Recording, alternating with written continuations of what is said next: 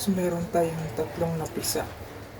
So sana mabuhay ito. So first time kong makapapisa ng lutino. Abangan nyo guys, sana mapisa to.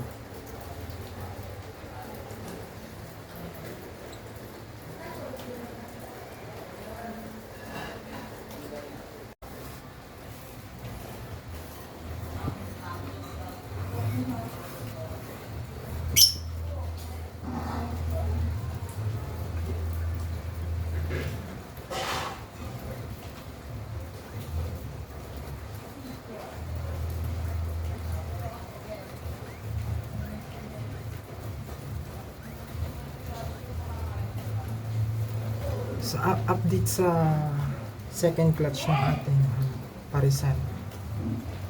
Ayan, sa second clutch nila ay tatlo pa rin nabuhay.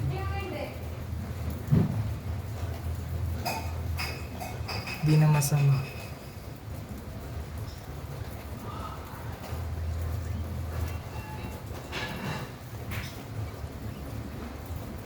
Ito sana yung itatry kong i-hand feed, kaso nga lang ay nagdadalawang isip ako baka hindi ko mabuhay kasi kulang din sa oras. So mas maiging sila na lang, next time na lang pag apat yung napisa, kasi automatic yung pang-apat doon ay hindi mabubuhay.